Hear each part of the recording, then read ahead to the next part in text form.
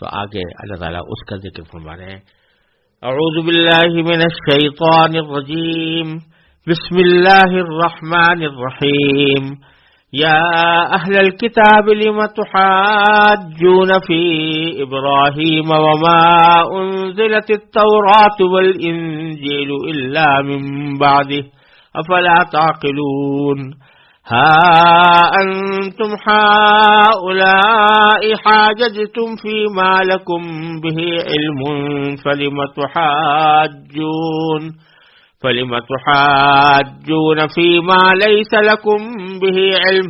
والله يعلم وأنتم لا تعلمون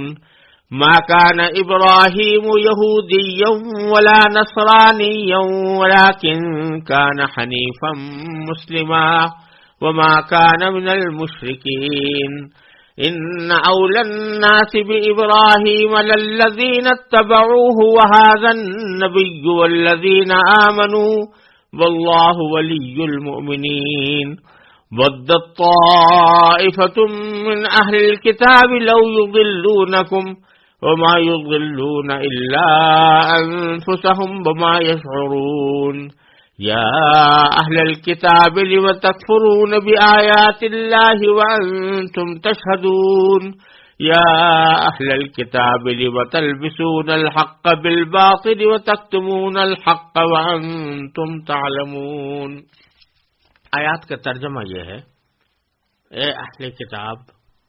تم ابراہیم کے بارے میں کیوں بحث کرتے ہو، حالانکہ تورات اور انجیل ان کے بعد ہی تو نازل ہوئی تھی؟ کیا تمہیں اتنی بھی سمجھ نہیں ہے؟ دیکھو، یہ تم ہی تو ہو جنہوں نے ان معاملات میں اپنی سی بحث کر لی ہے جن کا تمہیں کچھ نہ کچھ علم تھا. اب ان معاملات میں کیوں بحث کرتے ہو جن کا تمہیں سرے سے کوئی علم ہی نہیں ہے؟ اللہ جانتا ہے اور تم نہیں جانتے. ابراہیم نہ یہودی تھے نہ نصرانی، بلکہ وہ تو سیدھے سیدھے مسلمان تھے اور شرک کرنے والوں میں کبھی شامل نہیں ہوئے. ابراہیم کے ساتھ تعلق کے سب سے زیادہ حقدار وہ لوگ ہیں جنہوں نے ان کی پیروی کی، نیز یہ نبی آخر الزماں صلی اللہ علیہ وسلم، اور وہ لوگ ہیں جو ان پر ایمان لائے ہیں، اور اللہ مومنوں کا کارساز ہے. مسلمانوں، اہل کتاب کا ایک گروہ یہ چاہتا ہے کہ تم لوگوں کو گمراہ کر دے، حالانکہ وہ اپنے سوا کسی اور کو گمراہ نہیں کر رہے، اگرچہ انہیں اس کا احساس نہیں ہے. اہل کتاب اللہ کی آیتوں کا کیوں انکار کرتے ہو، حالانکہ تم خود ان کے من جانب اللہ ہونے کے گواہ ہو. اے اہل کتاب، تم حق کو باطل کے ساتھ کیوں گڑبڑ کرتے ہو اور کیوں جان بوجھ کر حق بات کو چھپاتے ہو؟ ان آیات میں اللہ تبارک و تعالی نے حضرت ابراہیم علیہ السلام کی جو حقیقی پوزیشن تھی وہ واضح فرمائی ہے. یہودی اور نصرانی جو یہ دعوے کیا کرتے تھے کہ ابراہیم علیہ السلام ہمارے مذہب سے تعلق رکھتے تھے، یہودی کہتے تھے ابراہیم علیہ السلام یہودی تھے، اور نصرانی کہتے تھے کہ حضرت ابراہیم علیہ السلام نصرانی تھے. اس احمقانہ بات کا اللہ تعالی نے ذکر فرمایا ہے کہ عقل سے بھی ذرا کام لو تو تورات انجیل دونوں حضرت ابراہیم علیہ السلام کے بہت عرصے کے بعد نازل ہوئی تھیں. یعنی عام طور سے یہودی ان کو کہا جاتا ہے جو تورات کے پیروکار ہوتے ہیں، اور نصرانی ان کو کہا جاتا ہے جو ناصرہ شہر میں حضرت مسیح علیہ السلام پیدا ہوئے تھے ان کی طرف منسوب ہیں. تو یہ دونوں واقعات، تورات کا نزول، انجیل کا اترنا اور حضرت مسیح علیہ السلام کا دنیا میں تشریف لانا، یہ ساری باتیں تو حضرت ابراہیم علیہ السلام کے صدیوں بعد کی ہیں. تو پھر تم یہ کیسے کہتے ہو کہ وہ یہودی تھے یا نصرانی تھے؟ تو فرمایا یا اہل کتاب لما تحاجون فی ابراہیم، تم ابراہیم کے بارے میں کیوں بحث کرتے ہو؟ وما انزلت التوراۃ والانجیل، اور حالانکہ تورات اور انجیل نازل نہیں کی گئی الا من بعدہ، مگر حضرت ابراہیم علیہ السلام کے بعد. افلا تعقلون، تو کیا تمہیں اتنی بھی سمجھ نہیں ہے کہ حضرت ابراہیم علیہ السلام کو منسوب کرو کسی ایسے مذہب کی طرف جو ان کے صدیوں بعد پیدا ہوا۔ پھر فرمایا ہاں انتم ہؤلائی، دیکھو یہ تم ہی تو ہو، حاججتم فیما لکم بہ علم، جنہوں نے ان معاملات میں اپنی سی بحث کر لی ہے جن کا تمہیں کچھ نہ کچھ علم تھا۔ فلم تحاجون فیما لیس لکم بہ علم، تو اب ان معاملات میں کیوں بحث کرتے ہو جن کا تمہیں سرے سے کوئی علم ہی نہیں ہے۔ یہ اصل میں ارشاد فرمایا جا رہا ہے کہ یہودی ہوں یا عیسائی، انہوں نے جب کبھی اپنے دین کی حقانیت کے لیے بحث کی تو کبھی کبھی ایسے دلائل دیے جو کسی نہ کسی صحیح حقیقت پر مبنی تھے، اگرچہ دلیل صحیح نہیں تھی، لیکن جس واقعے کی بنیاد پر وہ دلیل دی جا رہی تھی وہ واقعہ درست تھا۔ مثلا حضرت عیسیٰ علیہ السلام بغیر باپ کے پیدا ہوئے، یہ واقعہ صحیح تھا، اور اس بات کا ان کو بھی علم تھا اور ساری دنیا کو علم ہے کہ حضرت عیسیٰ علیہ السلام بغیر باپ کے پیدا ہوئے، اور اب وہ اس کی بنیاد پر انہوں نے ایک غلط دلیل بنا لی کہ کہ وہ خدا تھے، تو اس طرح دلیل بنا کر بحث کی، ایک ایسی بات کی بنیاد پر بحث کی جو حقیقت میں درست تھی،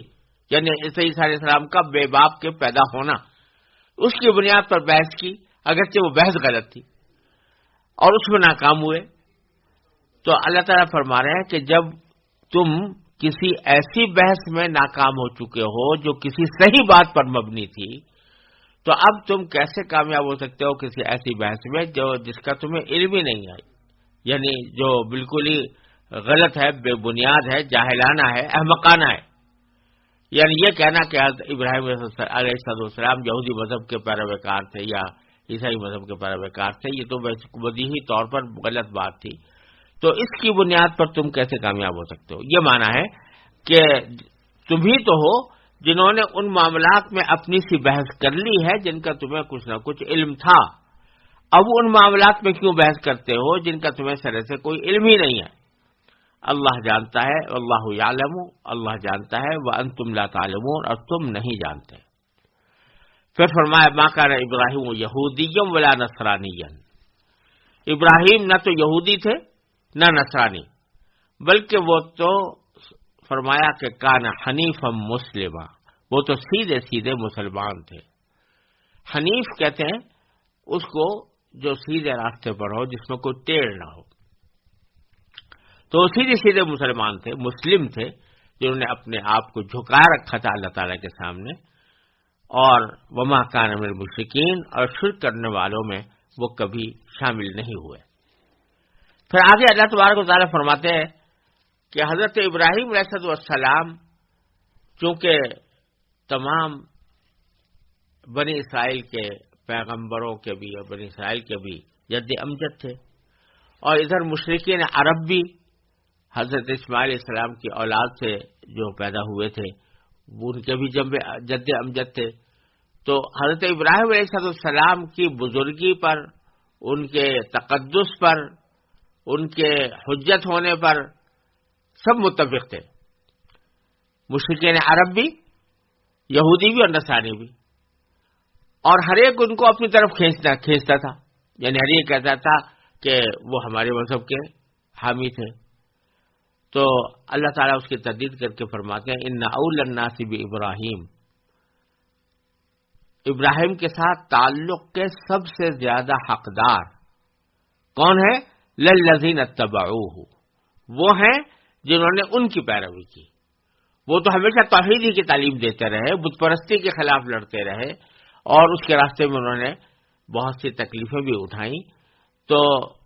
وہ جنہوں نے ان کی پیروی کی، ان کی بنیادی دعوت کے معاملے میں وہ ہیں حقدار ان کے ساتھ تعلق رکھنے کے۔ وہذا النبی، اور نیز یہ نبی یعنی نبی آخر الزماں محمد مصطفیٰ صلی اللہ علیہ وسلم، یہ زیادہ حقدار ہے ان سے تعلق کے دعویٰ کرنے کے۔ والذین آمنوا، اور وہ لوگ جو حضرت محمد مصطفیٰ صلی اللہ علیہ وسلم پر ایمان لائے ہیں، وہ بھی زیادہ حقدار ہیں ان کے ساتھ تعلق کا اظہار کرنے کے۔ واللہ ولی المؤمنین، اور اللہ مومنوں کا کارساز ہے، مومنوں کی بگڑی بنانے والا ہے۔ پھر آگے مسلمانوں سے خطاب کرتے ہوئے اللہ تعالی نے مسلمانوں کو متنبہ فرمایا ہے کہ وہ اہل کتاب کی بعض اوقات سازشیں ان کی ایسی ہوتی ہیں کہ جو تمہیں گمراہی کی طرف مائل نہ کر دے، تو ان سازشوں سے خبردار رہنا۔ تو فرمایا ودت طائفۃ من اہل کتاب، اہل کتاب کا ایک گروہ یہ چاہتا ہے کہ لو یضلونکم، کہ تم لوگوں کو گمراہ کر دیں۔ آگے فرمایا بارے وما یضلون الا انفسهم، حقیقت میں تو وہ اور کسی کو گمراہ نہیں کر رہے سوائے اپنے آپ کے، وما یشعرون، اگرچہ ان کو اس کا احساس نہیں ہے۔ پھر اللہ تعالیٰ دوبارہ مصفحانہ، مخلصانہ اور ناصحانہ انداز میں اہل کتاب سے خطاب فرماتے ہیں کہ یا اہل کتاب، اے اہل کتاب، لما تلبسون الحق بالباطل، تم حق کو باطل کے ساتھ کیوں گڑبڑ کرتے ہو؟ وتکتمون الحق، اور کیوں جان بوجھ کر حق بات کو چھپاتے ہو؟ وانتم تعلمون، جبکہ تم جانتے ہو کہ ہم حقیقت کو چھپا رہے ہیں، کیوں ایسا کرتے ہو؟ یہ ایسا کرنا تمہارے لیے کس طرح دنیا اور آخرت میں کارآمد ہو سکتا ہے؟ تو یہ کہ ناصحانہ انداز میں اللہ تبارک و تعالی نے ان کو نصیحت بھی فرما دی کہ تمہیں ایسا نہیں کرنا چاہیے، خود سوچنا چاہیے، تم اپنے پاؤں پر کلاڑی مار رہے ہو، اپنا ہی نقصان کر رہے ہو حق کو باطل کے ساتھ گڑبڑ کرنے کے۔ حق کو باطل کے ساتھ گڑبڑ کرنے کے معنی ان کے حق میں یہ ہے کہ انہوں نے مثلا جو یہودی تھے، انہوں نے تورات کے احکام میں کچھ تحریف کر ڈالی تھی، تو یہ حق کو باطل کے ساتھ گڑبڑ کر دیا تھا۔ عیسائیوں کے سلسلے میں حق کو باطل کے ساتھ گڑبڑ کرنے کے معنی یہ ہے کہ یہ بات تو حق تھی کہ عیسیٰ علیہ السلام بغیر باپ کے پیدا ہوئے، لیکن اس کو ذریعہ بنا دیا انہوں نے عیسیٰ علیہ السلام کے خدا ہونے کا، تو یہ باطل بات تھی۔ تو اس طرح انہوں نے حق کو باطل سے گڑبڑ کیا تھا۔ تو فرمایا کہ ایسا کیوں کرتے ہو اور حق بات کو جانتے بوجھتے کیوں چھپاتے ہو؟ بظاہر اس حق بات کو جانتے بوجھتے چھپانے سے مراد ان کی یہ ہے کہ حضرت نبی کریم سرور عالم صلی اللہ علیہ وسلم کی تشریف آوری کی خبر پچھلی کتابوں کے اندر وضاحت کے ساتھ موجود تھی کہ آپ تشریف لانے والے ہیں، اور آپ اس کا صحیح مصداق تھے، اور یہ لوگ اپنی کتابوں کے اندر مذکور علامتوں کی بنیاد پر یہ یقین رکھتے تھے کہ واقعتاً نبی کریم صلی اللہ علیہ وسلم اللہ تعالیٰ کے سچے رسول ہیں۔ چنانچہ دوسری جگہ قرآن کریم میں فرمایا یعرفونہ کما یعرفون ابناءہم، وہ حضور کو بحیثیت پیغمبر اس طرح پہچانتے ہیں جیسے کہ اپنے بیٹوں کو پہچانتے ہیں۔ اس کے باوجود وہ لوگ حق کو چھپا کر نبی کریم صلی اللہ علیہ وسلم کے رسالت کا انکار کرتے تھے، اس لیے فرمایا وَتَكْتُمُونَ الْحَقَّ وَأَنْتُمْ تَعْلَمُونَ، اور تم حق بات کو جانتے بوجھتے چھپاتے ہو، ایسا کیوں کرتے ہو؟ آگے پھر اللہ تبارک و تعالی نے اہل کتاب یہودیوں اور نصرانیوں کی کچھ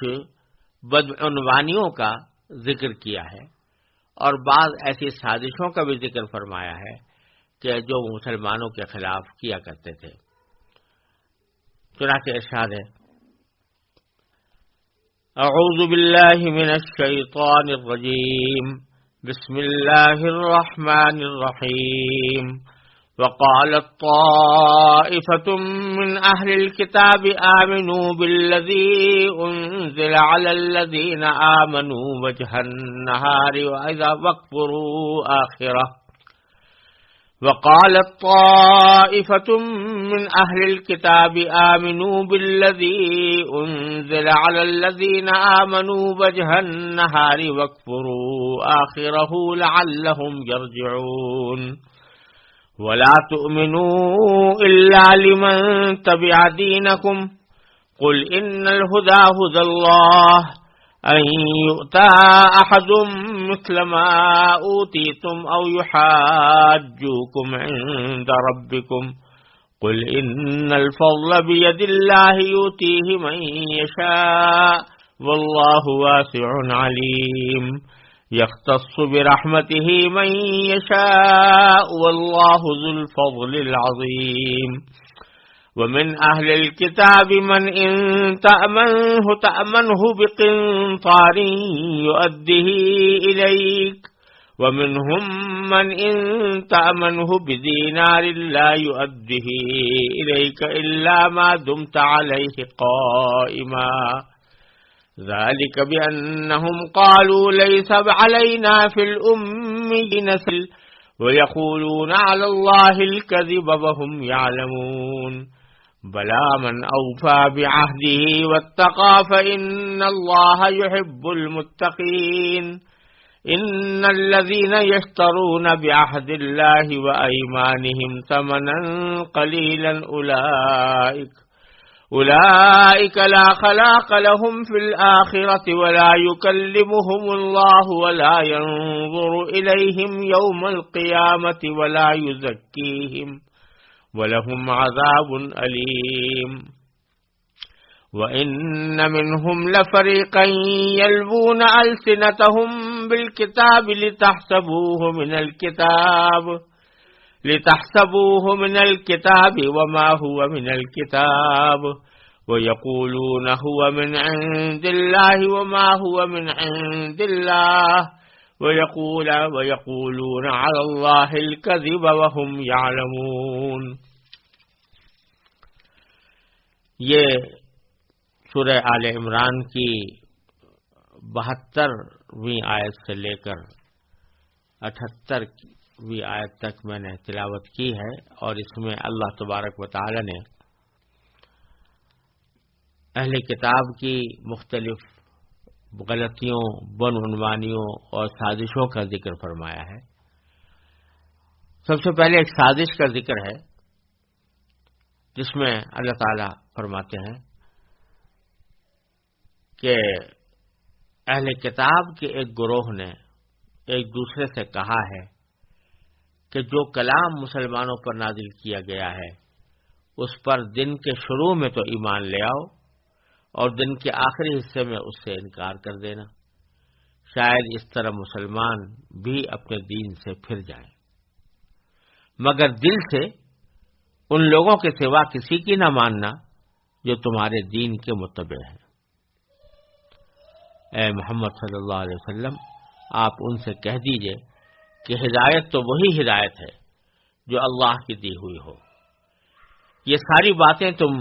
اس ضد میں کر رہے ہو کہ کسی کو اس جیسی چیز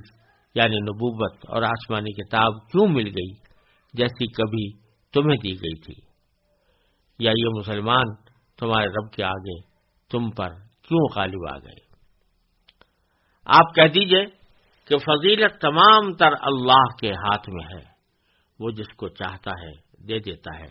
اور اللہ بڑی وسعت والا ہے، ہر چیز کا علم رکھتا ہے. وہ اپنی رحمت کے لیے جس کو چاہتا ہے خاص طور پر منتخب کر لیتا ہے، اور اللہ فضل عظیم کا مالک ہے. اہل کتاب میں کچھ لوگ تو ایسے ہیں کہ اگر تم ان کے پاس دولت کا ایک ڈھیر بھی امانت کے طور پر رکھوا دو تو وہ تمہیں واپس کر دیں گے، اور انہی میں سے کچھ ایسے بھی ہیں کہ اگر ایک دینار کی امانت بھی ان کے پاس رکھواؤ تو وہ تمہیں واپس نہیں دیں گے الا یہ کہ تم ان کے سر پر کھڑے رہو. ان کا یہ طرز عمل اس لیے ہے کہ انہوں نے کہہ رکھا ہے کہ امیوں کے ساتھ معاملہ کرنے میں ہماری کوئی پکڑ نہیں ہوگی، اور اس طرح وہ اللہ پر جان بوجھ کر جھوٹ باندھتے ہیں. بھلا پکڑ کیوں نہیں ہوگی؟ جو اپنے عہد کو پورا کرے گا اور گناہ سے بچے گا تو اللہ ایسے پرہیزگاروں سے محبت کرتا ہے. اس کے برخلاف جو لوگ اللہ سے کیے ہوئے عہد اور اپنی کھائی ہوئی قسموں کا سودا کر کے تھوڑی سی قیمت حاصل کر لیتے ہیں، ان کا آخرت میں کوئی حصہ نہیں ہوگا، اور قیامت کے دن نہ اللہ ان سے بات کرے گا، نہ انہیں دیکھے گا، نہ انہیں پاک کرے گا، اور ان کا حصہ تو بس عذاب ہوگا انتہائی دردناک۔ اور انہی میں سے ایک گروہ کے لوگ ایسے ہیں جو کتاب یعنی تورات پڑھتے وقت اپنی زبانوں کو مروڑتے ہیں تاکہ تم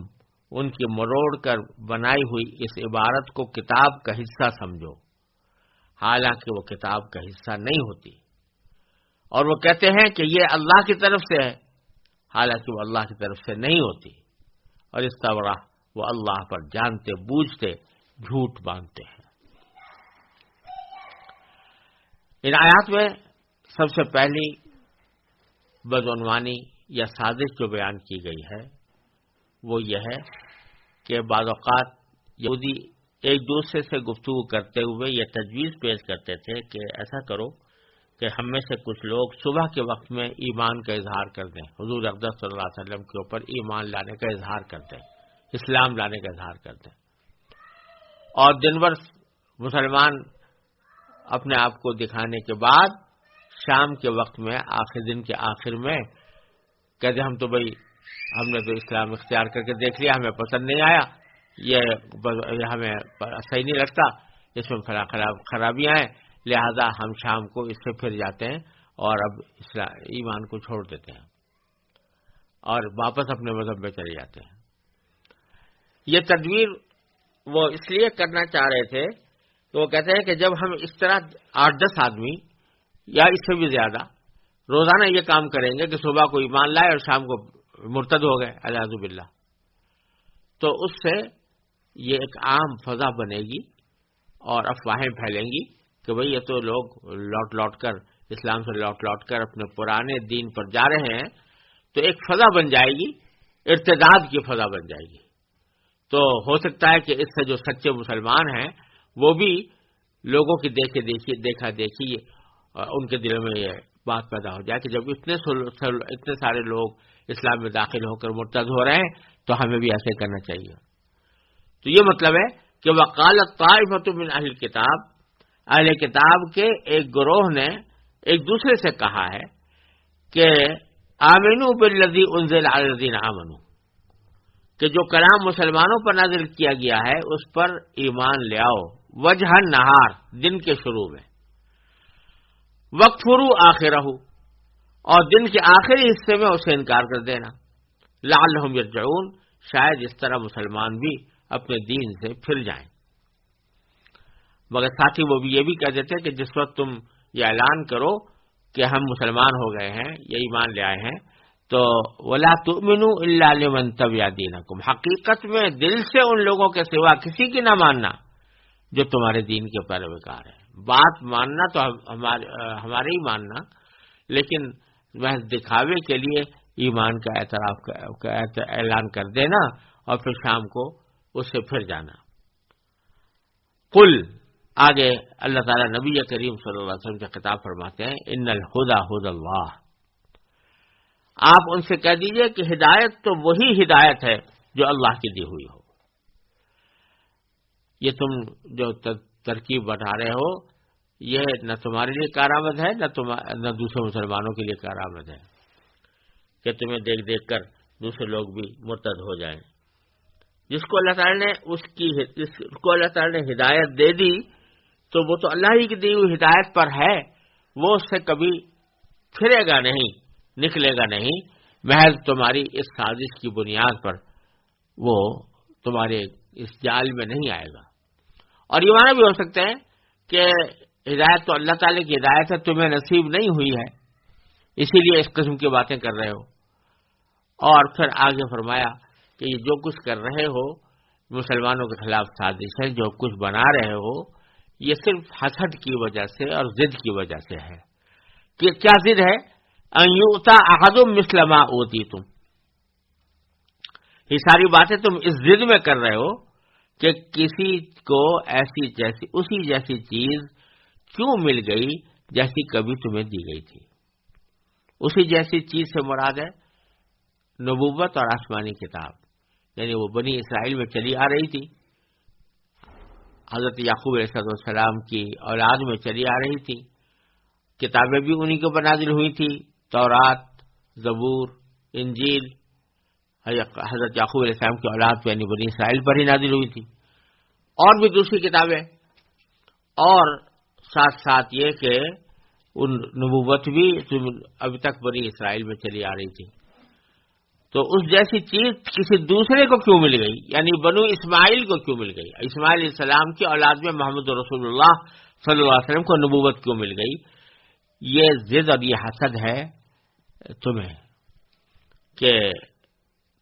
یہ ساری باتیں تم اس ضد میں کر رہے ہو کہ کسی کو اس جیسی چیز یعنی نبوت اور آسمانی کتاب کیوں مل گئی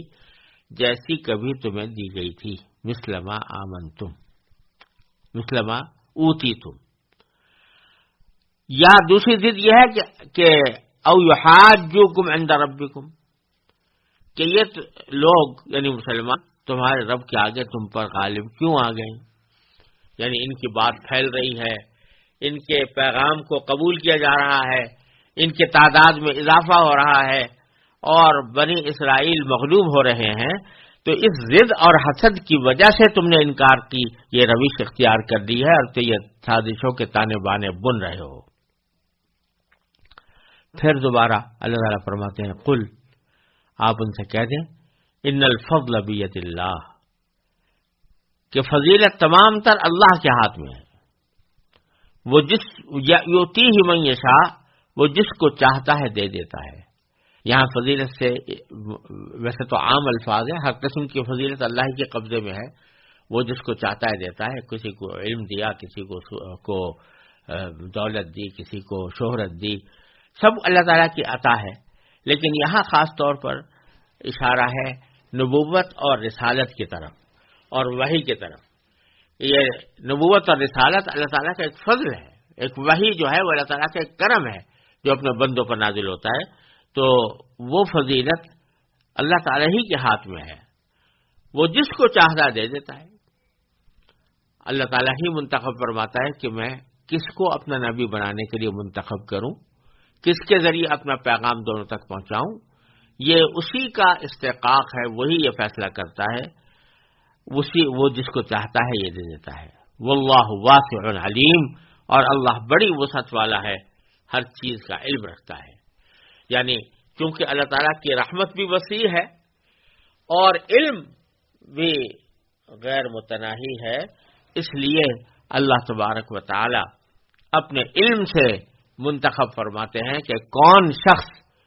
نبوت کا زیادہ حقدار ہے، یا نبوت کا نبوت کے لیے کون زیادہ موزوں ہے. یہ اللہ تعالیٰ ہی اپنے علم سے فیصلہ فرماتے ہیں. تمہاری خواہشات کی بنیاد پر یہ فیصلے نہیں ہوتے کہ تم اس پر جلنے لگو اور حسد کرنے لگو کہ اسرائیل کی اولاد میں کیوں نہیں آیا، نبی آخر الزمان کیوں نہیں آئے، اور اسماعیل علیہ السلام کی اولاد میں کیوں آ رہے ہیں. واللہ ذو الفضل العظیم، اور اللہ بڑے فضل عظیم کا مالک ہے. یختص برحمتہ من یشاء، اللہ تعالیٰ اپنی رحمت سے مخصوص کر لیتا ہے جس کو چاہتا ہے. واللہ ذو الفضل العظیم، اور اللہ فضل عظیم کا مالک ہے. پھر آگے اہل کتاب کا ذکر کرتے ہوئے اللہ تعالیٰ فرماتے ہیں کہ ان میں بھی سب لوگ ایک جیسے نہیں ہیں. بعض لوگ ایسے ہیں کہ جو اپنی زندگی کے عام اعمال میں دیانت کا مظاہرہ کرتے ہیں. یعنی اگر فرض کرو کسی اہل کتاب میں سے کسی شخص کے پاس تم بہت ڈھیر سارا سونا چاندی بھی جو رکھوا دو امانت کے طور پر، تو وہ پوری امانت سے کام لیں گے اور وقت پر جب آپ تم چاہو گے تمہیں وہ ادا کر دیں گے. اور انہی میں وہ لوگ بھی ہیں بخیل کہ اگر ان کے پاس تم ایک دینار بھی امانت کا رکھواؤ گے تو وہ تمہیں دیں گے نہیں. ہاں، سر پر کھڑے رہو، بار بار مطالبے کرتے رہو، وہ ٹال مٹول کرتے رہیں گے، بالآخر تمہاری مجبوری میں کسی وقت ادا کر دیں گے. تو مطلب یہ کہ بعض لوگ ان میں امانت دار بھی ہیں اور بعض خیانت کرنے والے بھی ہیں. تو ومن اہل کتاب، اہل کتاب میں سے ہی من ایسے لوگ ہیں جو ان تأمنہ بقنطار، کہ اگر تم ان کے پاس دولت کا ایک ڈھیر بھی امانت کے طور پر رکھوا دو تو یؤدیہ الیک، تو وہ تمہیں واپس ادا کر دیں گے. ومنہم، اور انہی میں سے من کچھ ایسے ہیں کہ ان تأمنہ بدینار، کہ اگر تم ایک دینار کی امانت بھی ان کے پاس رکھواؤ، لا یؤدیہ الیک، تو وہ تمہیں واپس نہیں دیں گے، الا ما دمت علیہ قائما، الا یہ کہ تم ان کے سر پر کھڑے رہو. مطلب یہ کہ خود سے دینا تو چاہیں گے نہیں، بار بار کھڑے ہو کر تم ان کے سر پر مسلط ہو جاؤ، ان کے پیچھے پڑو، پیچھے لگو، تو ہو سکتا ہے کسی وقت دے دیں. اب آگے اللہ تبارک و تعالیٰ فرماتے ہیں کہ یہ جو مسلمانوں کے ساتھ یا غیر یہودیوں کے ساتھ ان کا جو یہ طرز عمل ہے کہ خیانت بھی کر لیتے ہیں، ان کے خلاف سازشیں بھی بن لیتے ہیں، ان کے خلاف کارروائیاں بھی کرتے ہیں، ان کو بعض اوقات دشمنی کا برتاؤ کا نشانہ بناتے ہیں. یہ کیوں ہے؟ اس کی وجہ کیا ہے؟ تو باری تعالیٰ آگے فرماتے ہیں کہ در حقیقت انہوں نے یہ عقیدہ بنایا ہوا ہے کہ اگر ہم امیوں کو یعنی غیر یہودی عربوں کو کوئی نقصان پہنچائیں گے تو اس میں ہماری کوئی پکڑ نہیں ہوگی. یہ اصل میں بائبل کے اندر بھی بہت سے احکام اس وقت جو تورات کے نامہ قدیم، جن کو یہ لوگ تورات کہتے ہیں، اگرچہ اس میں بہت سی تعریف و ترمیم ہو گئی ہے، اس میں بھی یہ حکم موجود ہے کہ جو غیر یہودی ہیں، بنی اسرائیل سے باہر کے لوگ ہیں، ان کے ساتھ بڑا امتیازی سلوک اس میں کیا گیا ہے. اور بہت سے کام جو خود بنی اسرائیل کے ساتھ کرنے میں جائز نہیں سمجھے جاتے، وہ غیر بنی اسرائیل کے ساتھ، جن کو غیر قوموں سے تعبیر کرتی ہے بائبل، غیر قوموں، جنٹائل نیشنز، تو وہ ان کے بارے میں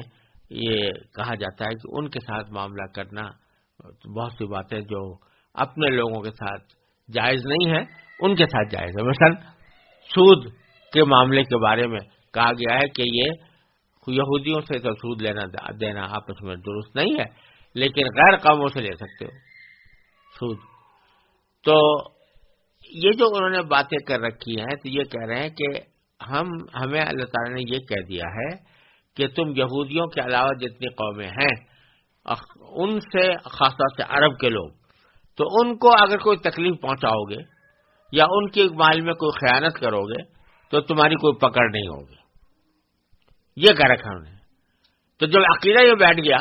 دل میں یہ عقیدہ بیٹھ گیا کہ ان کو تکلیف پہنچانے سے ہمیں کوئی پکڑ نہیں ہوگی اور نہ ہمیں کوئی عذاب ہوگا، تو جو چاہیں پھر تکلیف پہنچا دیتے ہیں. تو فرمایا ذالک بانہم، یہ ان کا طرز عمل اس لیے ہے کہ قالو، انہوں نے یہ کہہ رکھا ہے کہ لیس علینا فی الامیین سبیل، ہمیں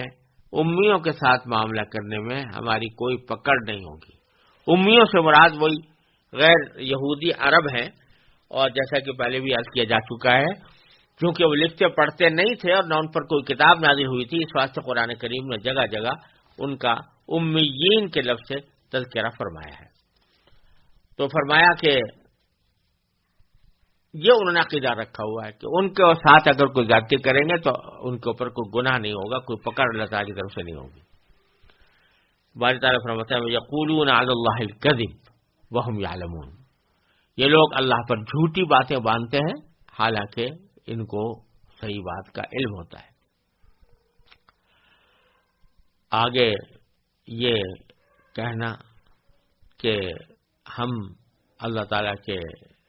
حکم کے تحت اگر غیر قوم کے ساتھ کوئی زیادتی کرے تو ہماری کوئی پکڑ نہیں ہوگی، اس کی آگے اللہ تعالیٰ تردید فرماتے ہیں بھلا پکڑ کیوں نہیں ہوگی. آگے قاعدہ بیان فرماتے ہیں کہ قاعدہ یہ ہے کہ من اوفا بعہدہ واتقی، جو شخص بھی اپنے عہد کو پورا کرے گا اور گناہ سے بچے گا، فإن اللہ یحب المتقین، تو اللہ ایسے پرہیزگاروں سے محبت کرتا ہے۔ اس کے برخلاف ان الذین یشترون بعہد اللہ وایمانہم ثمنا قلیلا، جو لوگ اللہ سے کیے ہوئے عہد اور اپنی کھائی ہوئی قسموں کا سودا کر کے تھوڑی سی قیمت حاصل کر لیتے ہیں، ان کا اولئک لا خلاق لهم فی الآخرہ، ان کا آخرت میں کوئی حصہ نہیں ہوگا۔ یعنی یہ جو تم کہہ رہے ہو نا کہ کافروں غیر قوموں کے ساتھ ہم اگر کوئی زیادتی کریں تو ہماری کوئی پکڑ نہیں ہوگی، یہ اللہ تعالیٰ کے ساتھ تمہارے کیے ہوئے عہد کے بھی برخلاف ہے۔ اللہ تعالیٰ سے جو تم نے عہد کیا تھا کہ ہم تورات کے حقیقی احکام کو مانیں گے اور تورات کے احکام پر عمل کریں گے اور اس میں اپنی طرف سے کوئی گڑبڑ نہیں کریں گے، تو یہ سب تم جو کچھ کر رہے ہو یہ اس عہد کی خلاف ورزی ہے، اس لیے کر رہے ہو کہ چند دنیاوی مفادات حاصل کر لو۔ تو اپنے عہد اور اپنی کھائی ہوئی قسموں کا سودا کر کے تھوڑی سی قیمت جو لوگ حاصل کر لیتے ہیں، تو خوب سمجھ لو کہ اولئک لا خلاق لهم فی الآخرہ، ان کا آخرت میں کوئی حصہ نہیں ہوگا۔ ولا یکلمہ اللہ، اور اللہ ان سے بات بھی نہیں کرے گا۔ ولا ینظر الیہم، اور ان کی طرف رحمت کی نظر سے یا رعایت کی نظر سے دیکھے گا بھی نہیں قیامت کے دن۔ ولا یزکیہم، اور نہ انہیں پاک کرے گا۔ پاک کرنے کا معنی یہاں یہ ہے کہ جو اہل ایمان ہیں ان سے کچھ گناہ سرزد ہو جاتے ہیں، تو اگر انہوں نے اس گناہ کی توبہ نہ کی، اپنی زندگی میں گناہ سے توبہ نہ کی، یا اللہ تعالیٰ نے ان کو معاف نہ کیا زندگی میں، تو وہ گناہ کی سزا بھگتنے کے لیے ان کو بھی جہنم میں جانا ہوگا۔ لیکن قرآن کریم سے بھی یہ معلوم ہوتا ہے اور احادیث نبوی علیہ الصلوۃ والسلام سے بھی یہ بات معلوم ہوتی ہے کہ ایسے صاحب ایمان جو اپنی کسی بدعملی کی وجہ سے جہنم میں گئے ہوں، ان کو ہمیشہ جہنم میں نہیں رکھا جائے گا، بلکہ ان کو وہاں سے پاک صاف کر کے جنت میں داخل کیا جائے گا۔ تو تزکیہ یہاں پر اس سیاق میں ہے، یعنی اللہ تعالیٰ ان کی طرف دیکھے گا بھی نہیں قیامت کے دن، اور انہیں پاک صاف بھی نہیں بنائے گا، پاکیزہ بھی نہیں بنائے گا، جیسا کہ اہل ایمان کو بنانے کی ذکر کی خبر دی گئی ہے۔ وَلَهُمْ عَذَابٌ عَلِيمٌ، اور ایسے لوگوں کے لیے بڑا عذاب ہوگا، عذاب ہی عذاب ہوگا، علیم انتہائی دردناک۔ پھر آگے ایک اور بدعنوانی کا ذکر اللہ تعالیٰ نے اس طرح فرمایا ہے کہ جو کتاب اللہ میں یعنی تورات میں وہ جو کچھ ترمیم اور تحریف کرتے تھے اس کا ذکر ہے کہ ان منہم لفریقا، کہ انہی لوگوں میں سے ایک گروہ وہ ہے کہ وہ یلوون السنتہم بالکتاب، وہ کتاب پڑھتے وقت اپنی زبانوں کو مروڑتے ہیں۔ اب مروڑنے کے معنی دو ہو سکتے ہیں، ایک تو یہ بھی ہو سکتا ہے کہ بعض اوقات ایک ہی لفظ کو اگر ایک طرح پڑھا جائے تو اس کے معنی کچھ اور ہوتے ہیں، اور اسی لفظ کو دوسری طرح پڑھ لیا جائے تو اس کے معنی بدل جاتے ہیں، یہ ہر زبان میں ہوتا ہے۔ تو وہ جب تورات کی آیات کو پڑھتے ہیں تو پڑھتے وقت زبانوں کو اس طرح مروڑتے ہیں پڑھنے کے لیے کہ اس سے اس کا مفہوم ہی بدل جاتا ہے۔ ایک معنی تو اس کے یہ بھی ہے، اور دوسرے معنی یہ بھی ہے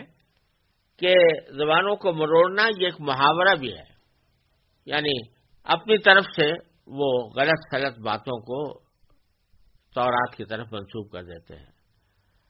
لِتَحْسَبُوهُ مِنَ الْكِتَابِ، تاکہ تم اس کو کتاب اللہ کا حصہ سمجھو، وَمَا هُوَ مِنَ الْكِتَابِ، حالانکہ وہ کتاب کا حصہ نہیں ہوتی۔ وَيَقُولُونَ هُوَ مِنْ عِنْدِ اللَّهِ، اور وہ زبان سے بھی کہتے ہیں کہ جو ہم بات کہہ رہے ہیں یہ اللہ کی طرف سے ہے، وما هو من عند اللہ، حالانکہ وہ اللہ کی طرف سے نہیں ہوتی. وَيَقُولُونَ عَلَى اللَّهِ الْكَذِبَ وَهُمْ يَعْلَمُونَ، اور وہ اللہ پر جانتے بوجھتے جھوٹ باندھتے ہیں. یہ ان کی تعریف کا ذکر ہے. اور تحقیق سے یہ بات معلوم ہوئی ہے، اور اس بات کا اعتراف اب بہت سے خود ایسے لوگوں نے بھی کیا جو عیسائی تھے یا ہیں، کہ تورات اور انجیل اپنی اصل صورت میں باقی نہیں رہی.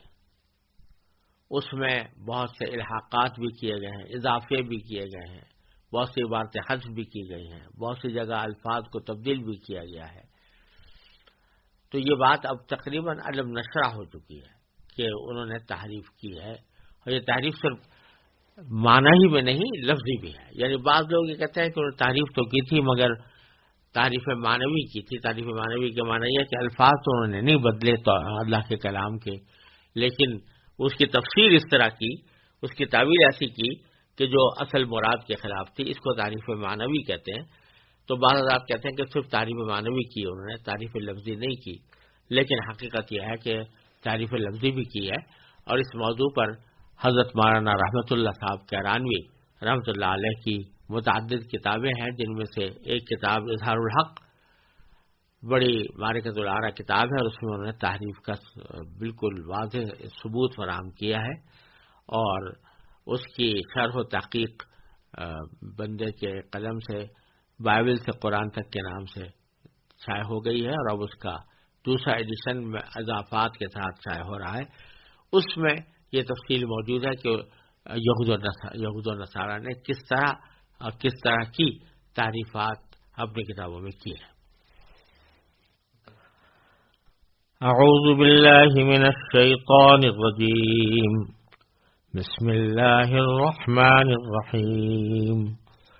ما كان لبشر أن يؤتيه الله الكتاب والحكم والنبوة ثم يقول للناس كونوا عبادا لي من دون الله ولكن كونوا ربانيين بما كنتم تعلمون الكتاب وبما كنتم تدرسون ولا يأمركم أن تتخذوا الملائكة والنبيين أربابا أيأمركم بالكفر بعد إذ أنتم مسلمون وإذ أخذ الله ميثاق النبيين لما آتيتكم من كتاب وحكمة ثم جاءكم رسول مصدق لما معكم لتؤمنن به ولتنصرنه قال أأقررتم وأخذتم على ذلكم إصري قالوا أقررنا قال فاشهدوا وأنا معكم من الشاهدين فمن تولى بعد ذلك فأولئك هم الفاسقون أفغير دين الله يبغون وله أسلم من في السماوات والأرض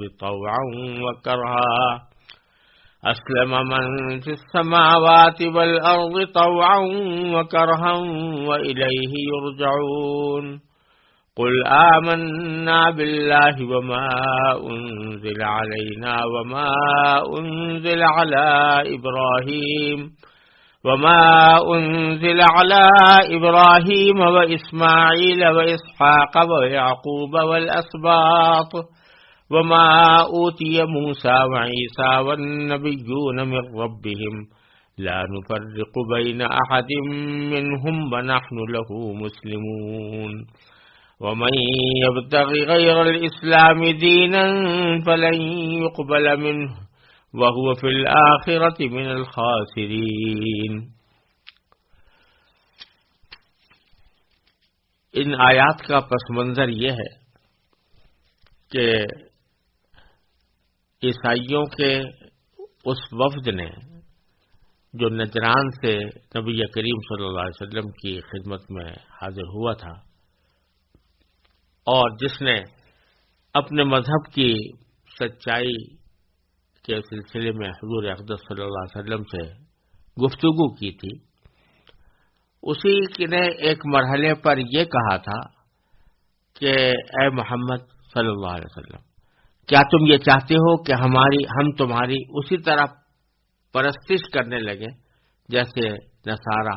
عیسیٰ ابن مریم کو پوجتے ہیں؟ تو آپ نے ظاہر یہ فرمایا معاذ اللہ کہ ہم غیر اللہ کی بندگی کریں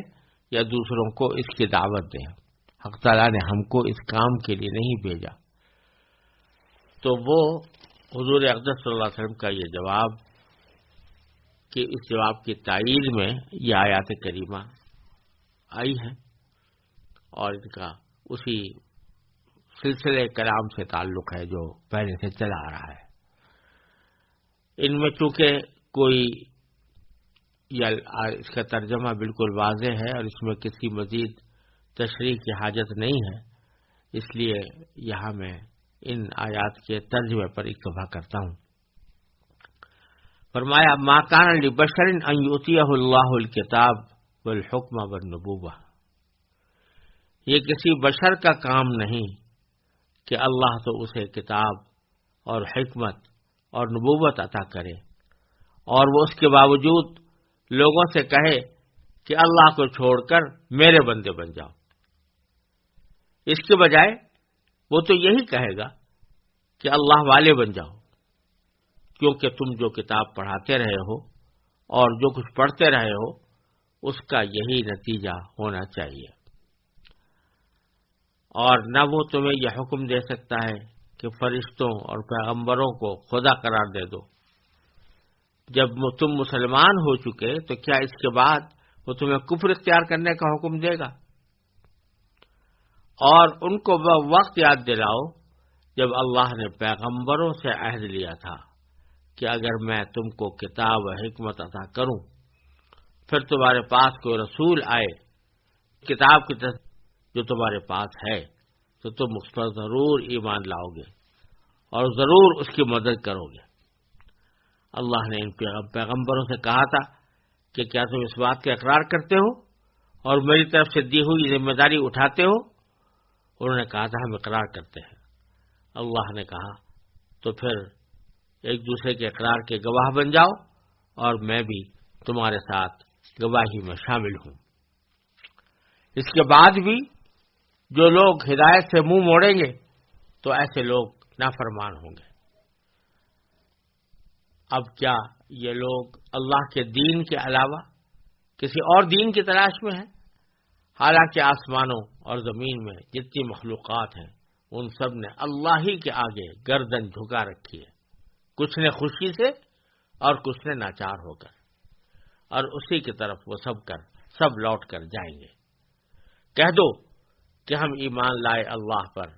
اور جو کتاب ہم پر اتاری گئی اس پر اور اس ہدایت پر جو ابراہیم، اسماعیل، اسحاق، یعقوب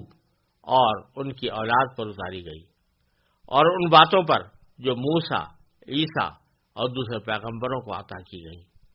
ہم ان پیغمبروں میں سے کسی کے درمیان کوئی فرق نہیں کرتے اور ہم اسی ایک اللہ کے آگے سر جھکائے ہوئے ہیں۔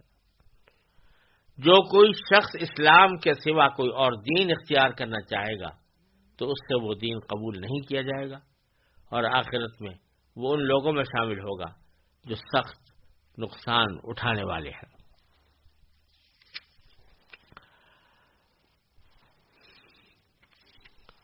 ان آیات میں جو مضامین بیان فرمائے گئے ہیں وہ بالکل واضح ہیں اور ان میں کسی تفصیل کی حاجت نہیں ہے کہ اللہ تبارک و تعالیٰ فرما رہے ہیں کہ تم نے جو یہ دعویٰ کیا کہ رسول اللہ صلی اللہ علیہ وسلم چاہتے ہیں کہ ان کی پرستش کی جائے، کوئی بھی سچا پیغمبر کبھی بھی اپنے ماننے والوں کو اپنی پرستش کا حکم نہیں دے سکتا، کیونکہ اللہ تعالیٰ جب کسی کو کتاب اور حکمت اور نبوت عطا فرماتا ہے تو وہ اس کو چھوڑ کر یہ کیسے کہہ سکتا ہے کہ میرے بندے بن جاؤ؟ ہاں وہ تو یہ کہتا ہے کہ ربانیین بن جاؤ، کونو ربانیین، یعنی اللہ والے بن جاؤ، اللہ تعالیٰ کے ساتھ تعلق رکھنے والے بن جاؤ۔ اس لیے کہ جو کتاب تم پڑھاتے رہو، جو کچھ پڑھتے رہو، اس کا نتیجہ یہی ہونا چاہیے کہ تم اللہ والے بن جاؤ، اور وہ تمہیں کبھی اس بات کا حکم نہیں دے گا کہ ملائکہ کو، فرشتوں کو یا نبیوں کو اپنا رب بناؤ۔ اس میں ایک جملہ اور ہے جو قابل ذکر ہے، جس کی تشریح قابل ذکر ہے، کہ اللہ تعالیٰ نے فرمایا کہ لہو اسلم من فی السماوات والارض، اسی کے لیے، اسی کے آگے گردن جھکا رکھی ہے ہر اس چیز نے جو آسمانوں میں ہے اور زمین میں ہے، طوعا و کرہن، کچھ نے خوشی سے اور کچھ نے ناچار ہو کر۔ اس کا مطلب یہ ہے کہ اللہ تعالیٰ کے جو احکام ہیں جو اس نے اپنی مخلوقات کو دیے ہیں وہ دو قسم کے ہیں۔ ایک تو تشریعی قسم کے احکام ہیں، جیسے کہ ہمیں کہا گیا کہ نماز پڑھو، روزہ رکھو، زکوٰۃ دو وغیرہ، یہ تشریعی احکام ہے۔ اور ایک احکام وہ ہے جو تکوینی ہے، یعنی اللہ تعالیٰ نے مثلا سمندر کو یہ حکم دیا ہوا ہے کہ وہ بہتا رہے، پہاڑ کو یہ حکم دیا ہے کہ وہ کھڑا رہے، بادلوں کو حکم دیا کہ وہ ایک جگہ سے دوسری جگہ جا کر مے برسائیں وغیرہ۔ یہ جو تکوینی احکام ہیں جو کائنات کے سلسلے میں ہیں، یہ جس کو بھی حکم دیا گیا ہے وہ اس حکم کو ماننے پر مجبور ہے، اس کے ہاتھ میں اختیاری نہیں ہے۔ یہ معنی ہے کرہن کے، یعنی یہ نہیں ہو سکتا کہ اللہ تعالیٰ سورج سے کہے کہ تم چلو اور وہ رک جائے، زمین سے کہے کہ تم حرکت کرو اور وہ رک جائے۔ اللہ تعالیٰ کے حکم کی وہ خلاف ورزی کر ہی نہیں سکتے، یہ معنی ہے کرہن کے۔ اور طوعاً کے معنی یہ ہے کہ مثلا عام طور سے تشریعی احکام جو بندے اللہ تعالیٰ کے تشریعی احکام کو مانتے ہیں، مثلا رمضان کے اندر ہم لوگ روزہ رکھ رہے ہیں، یا رمضان کے بعد ہم زکوٰۃ ادا کریں یا حج کریں، تو یہ ہم اپنی خوشی سے کرتے ہیں۔ تو فرمایا کہ جس بھی آسمان زمین کی مخلوقات ہیں وہ کچھ احکام کی تعمیل تو خوشی سے کرتی ہیں، جیسے کہ کوئی آدمی خوشی سے نماز پڑھتا ہے، اور کچھ وہ ناچار ہو کر یعنی مجبور ہو کر کرتی ہے کہ ان کے پاس کوئی دوسرا راستہ ہی نہیں سوائے اللہ تعالیٰ کا حکم ماننے کے۔ تکوینی حکم جو اللہ تعالیٰ کے ہوتے ہیں وہ اب تمام کائنات کے لوگ اس کو ماننے پر مجبور ہوتے ہیں۔ اور پھر آخر میں اللہ تعالیٰ نے بالکل واضح اور دو ٹوک الفاظ میں فرما دیا کہ وَمَن يَبْتَغِ غَيْرَ الْإِسْلَامِ دِينًا، جو اسلام کے علاوہ کوئی اور دین تلاش کرے گا فَلَن يُقْبَلَ مِنْهُ، تو وہ اس سے قبول نہیں کیا جائے گا، وَهُوَ فِي الْآخِرَةِ مِنَ الْخَاسِرِينَ، اور وہ آخرت میں نقصان اٹھانے والوں میں شامل ہوگا۔ اعوذ باللہ من الشیطان الرجیم، بسم اللہ الرحمن الرحیم، کیف یہدی اللہ قوما کفروا بعد ایمانہم وشہدوا ان الرسول حق وجاءہم البینات واللہ لا یہدی القوم الظالمین، أولئك جزاؤهم أن عليهم لعنة الله والملائكة والناس أجمعين خالدين فيها لا يخفف عنهم العذاب ولا هم ينظرون إلا الذين تابوا من بعد ذلك وأصلحوا فإن الله غفور رحيم إن الذين كفروا بعد إيمانهم ثم ازدادوا كفرا لن تقبل توبتهم وأولئك هم الضالون إن الذين كفروا وماتوا وهم كفار فلن يقبل من أحدهم ملء الأرض ذهبا ولو افتدى به أولئك لهم عذاب أليم وما لهم من ناصرين۔ ان آیات کا پس منظر یہ ہے کہ بعض روایات سے معلوم ہوتا ہے کہ اہل کتاب کے کچھ لوگ اپنے ایمان اور اسلام کا اظہار کرنے کے بعد مرتد ہو کر چلے گئے تھے اور انہوں نے دوبارہ کفر اختیار کر لیا تھا۔ اور یہ عین ممکن ہے کہ پیچھے جو اللہ تعالیٰ نے ذکر فرمایا ہے کہ یہ لوگ آپس میں یہ باتیں کرتے ہیں کہ ایسا کرو کہ صبح کے وقت میں ایمان لے آؤ اور شام کو پھر ایمان سے پھر جانا، تاکہ لوگوں کے اندر یہ بات پھیلے کہ لوگ ایمان لا کر مرتد ہو رہے ہیں، تو اس سے ایمان کے خلاف ایک فضا بنے۔ تو شاید اسی سازش کے تحت بھی ایسا ہوا ہو کہ یہ لوگ پہلے ایمان لائے اور پھر مرتد ہو کر چلے گئے۔ تو اللہ تبارک و تعالیٰ ان کا ذکر فرما رہے ہیں کہ جو لوگ ایک مرتبہ اسلام لانے کے بعد پھر ارتداد کا راستہ اختیار کرتے ہیں یا دوبارہ حق سے منہ موڑتے ہیں، تو ان کا کیا انجام ہوگا۔ تو فرمایا کہ اللہ ایسے لوگوں کو کیسے ہدایت دے جنہوں نے ایمان لانے کے بعد کفر اختیار کر لیا، حالانکہ وہ گواہی دے چکے تھے کہ یہ رسول سچے ہیں اور ان کے پاس اس کے روشن دلائل بھی آ چکے تھے۔ اللہ ایسے ظالموں کو ہدایت نہیں دیا کرتا۔ ایسے لوگوں کی سزا یہ ہے کہ ان پر اللہ کی، فرشتوں کی اور تمام انسانوں کی پھٹکار ہے۔ اسی پھٹکار میں یہ ہمیشہ رہیں گے، نہ ان کے لیے عذاب ہلکا کیا جائے گا اور نہ انہیں کوئی مہلت دی جائے گی۔ البتہ جو لوگ اس سب کے بعد بھی توبہ کر کے اپنی اصلاح کر لیں تو بے شک اللہ بہت بخشنے والا، بڑا مہربان ہے۔ اس کے برخلاف جن لوگوں نے ایمان لانے کے بعد کفر اختیار کیا، پھر کفر میں بڑھتے ہی چلے گئے، ان کی توبہ ہرگز قبول نہ ہوگی۔ ایسے لوگ راستے سے بالکل ہی بھٹک چکے ہیں۔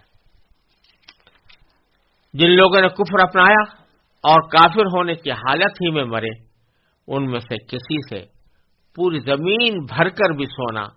قبول نہیں کیا جائے گا، خواہ وہ اپنی جان چھڑانے کے لیے اس کی پیشکش ہی کیوں نہ کریں۔ ان کا تو دردناک عذاب ہو کر رہے گا اور ان کو کسی قسم کے مددگار میسر نہیں آئیں گے۔ ان آیات کریمہ میں اللہ تبارک و تعالی نے ان لوگوں کو کا حکم بتایا ہے جو ایمان لا کر پھر مرتد ہو گئے۔ اس میں یہ بات سمجھنے کی ہے کہ دو جگہ اللہ تعالی نے فرمایا کہ اللہ تعالیٰ ان کو ہدایت نہیں دے گا۔ پہلے تو شروع میں فرمایا کہ ایسے لوگوں کو اللہ کیسے ہدایت دے، کیف یہدی اللہ قوما، جنہوں نے ایمان لانے کے بعد کفر اختیار کر لیا۔ اور آگے فرمایا کہ